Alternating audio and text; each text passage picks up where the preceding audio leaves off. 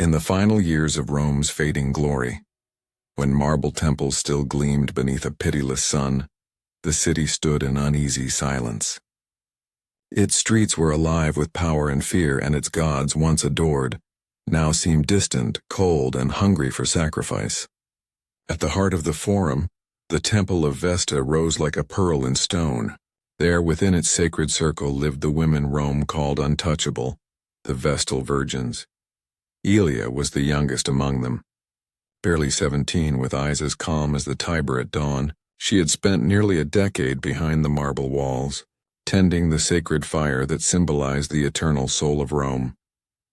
She had been chosen as a child, taken from her family's villa by decree of the Pontifex Maximus himself. Her father had wept as she was led away, though she had been too young to understand why.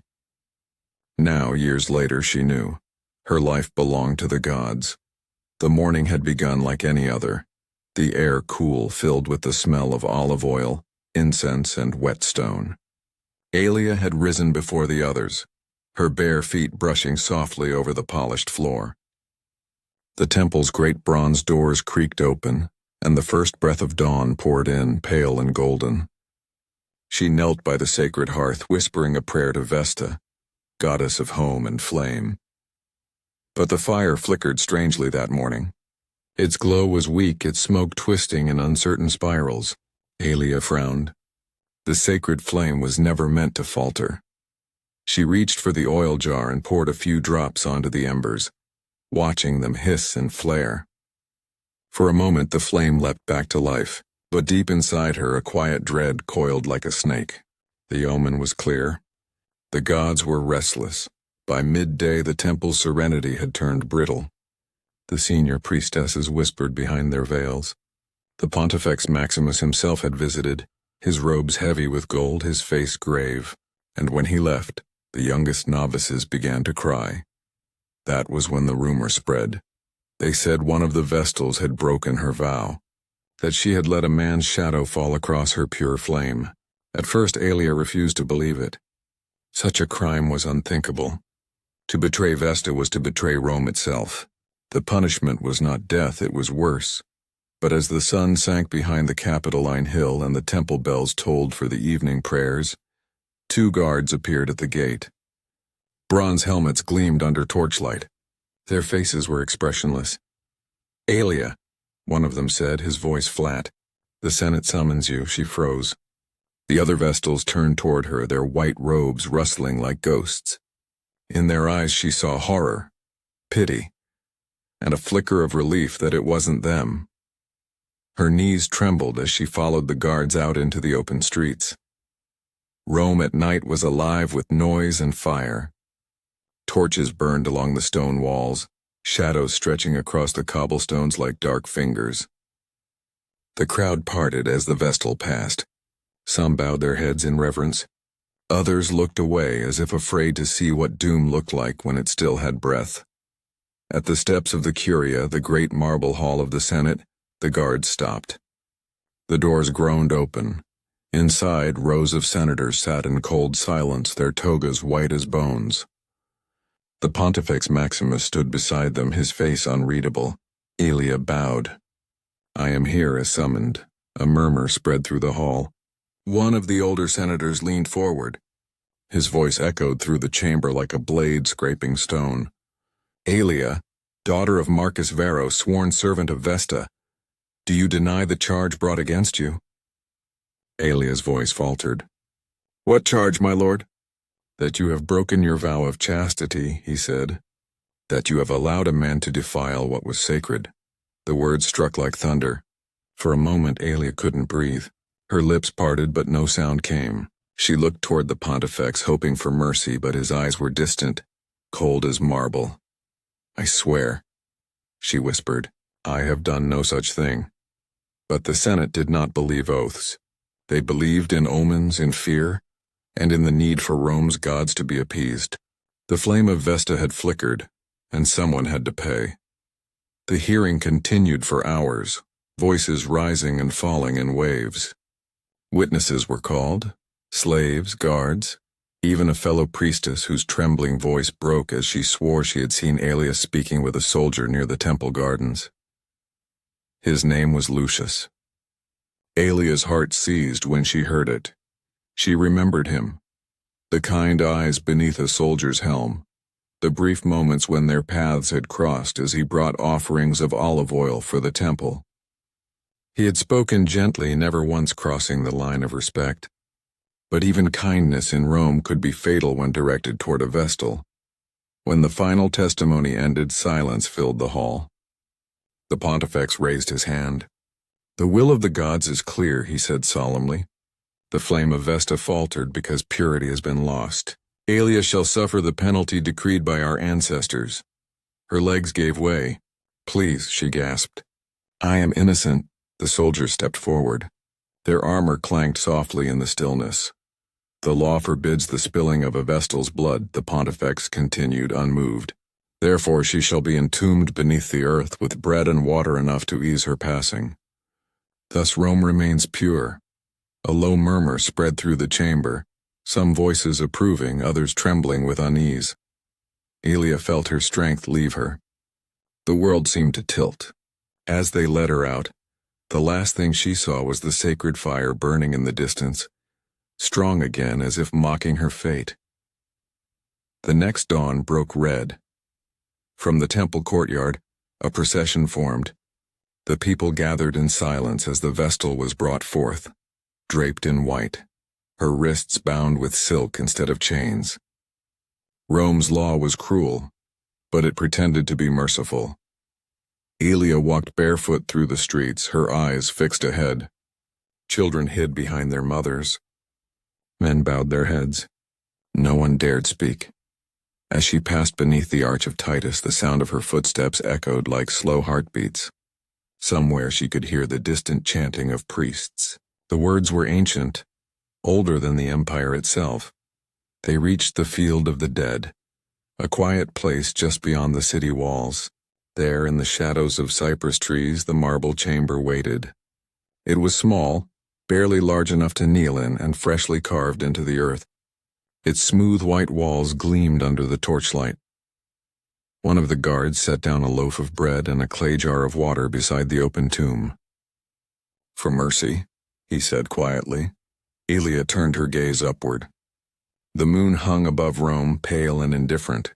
The pontifex approached, holding the sacred flame in a bronze bowl. "Do you wish to speak?" he asked. Her throat ached, but she found her voice. "I have kept your fire alive since I was a child," she said softly. "I have given it my prayers, my dreams, my life. If the gods now demand my breath as well, then let them take it."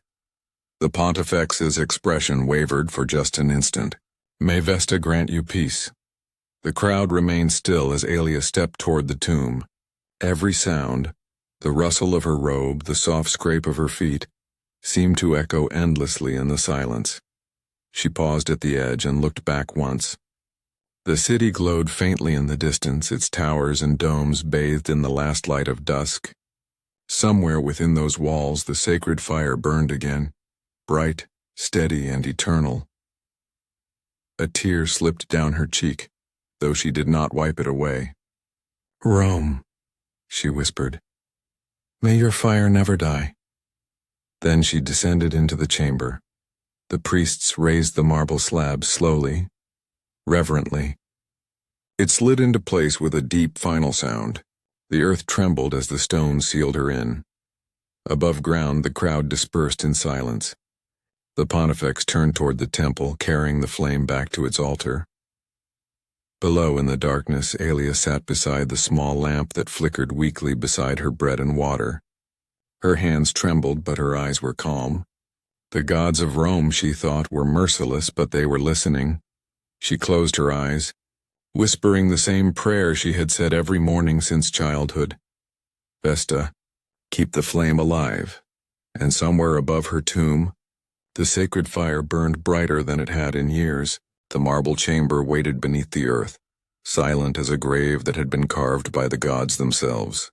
Its walls gleamed pale in the faint lamplight, smooth and cold, trapping the last warmth of life that dared to enter. Aelia stood at its threshold, her bare feet brushing the fine dust that lined the floor.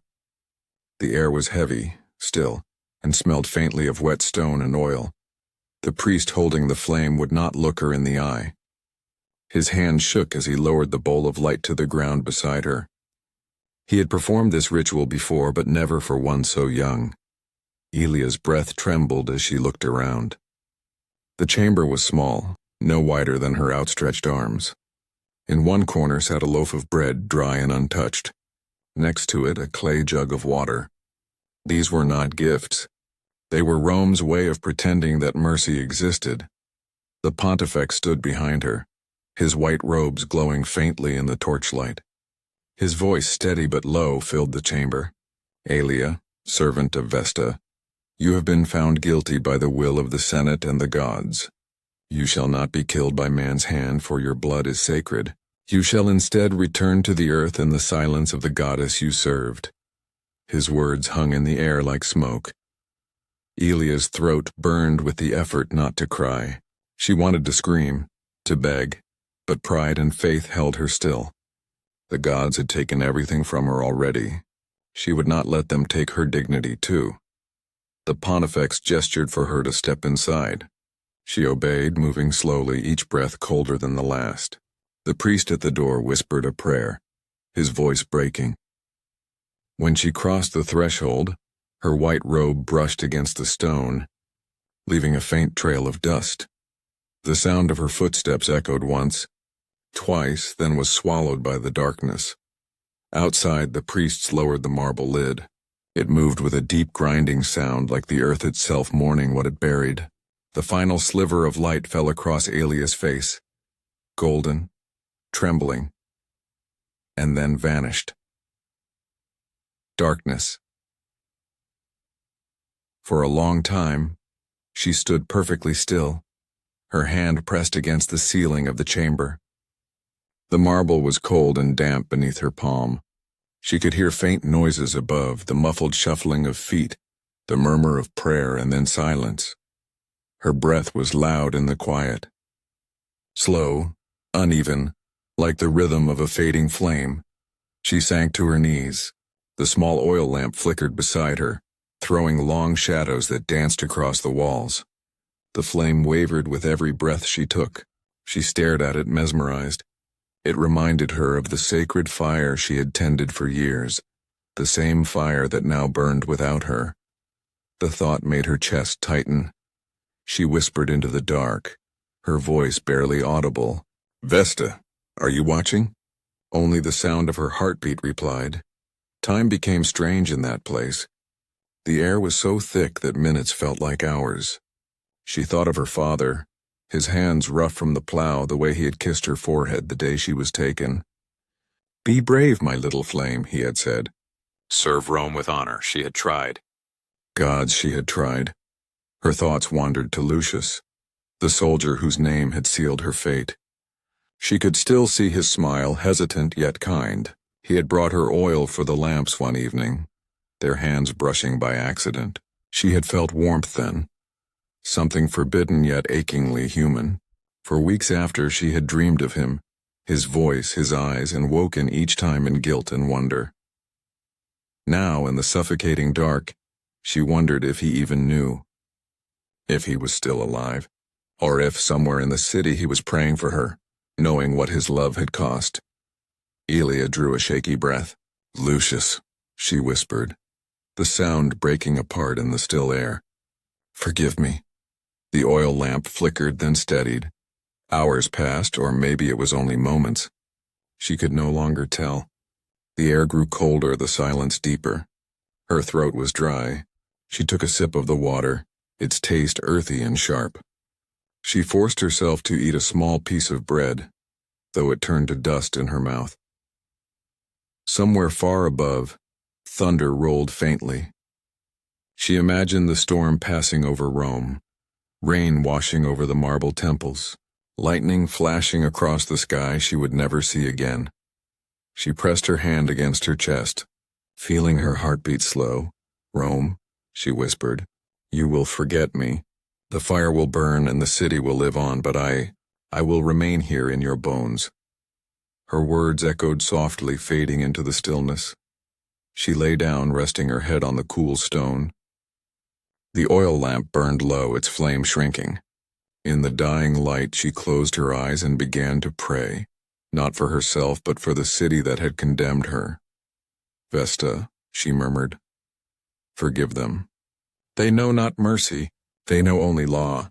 Her mind began to drift. She saw herself as a child again, standing before the sacred flame for the first time. She remembered the warmth, the light, the smell of burning oil, the priests' voices chanting in unison, the feeling of belonging, of being chosen by something greater. It had all led her here. Tears welled in her eyes, though she no longer had the strength to wipe them away. "Was I truly impure?" she whispered. "Or did I only want to be human?" No answer came. Only the faint hiss of the lamp. Her breathing slowed. Each inhale was shallower than the last. The darkness pressed closer, heavy and eternal. Then somewhere deep within that silence she thought she heard a voice, a whisper, soft and warm, like the crackle of fire. "My child," it said. "You have kept my flame," she gasped. Her eyes opened wide. The lamp, once weak and pale, flared brightly for a heartbeat, bathing the chamber in golden light. For a single miraculous moment, Aelia felt warmth flood her chest, like sunlight breaking through the earth. And then slowly the flame died. The light vanished. The darkness returned. The marble walls stood cold and silent once more. Above, the priests performed the final rites, sealing the entrance with earth and stone. None of them spoke as they left. None looked back. The law had been fulfilled. Rome, they told themselves, was pure again, but in the years that followed, strange tales spread through the city. The sacred flame at Vesta's temple burned brighter than it had in decades. It never faltered, not even through storms. Some said it was Aelia's spirit that kept it alive.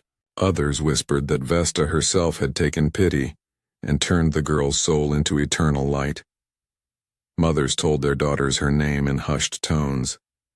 Lovers left flowers near the old burial ground, praying for her courage. And though Rome would fall centuries later, the story of Aelia, the Vestal who died breathing, never faded. For generations, the city remembered her not as a sinner, but as a symbol. A girl who had loved, who had defied the gods by feeling what they forbade, and who had met her end with grace no empire could erase. In the silence beneath the ruins of time, her prayer still seemed to echo, "May your fire never die." The wind that swept across the old field of the dead carried that whisper to the heart of Rome, where the eternal flame burned on, alive, defiant, and unbroken. If Aelia's story touched your heart, don't forget to like, subscribe, and press the bell icon to uncover more forgotten tales from history's darkest corners. And tell us in the comments below, if love meant defying your gods, your city, and your fate, would you still choose it?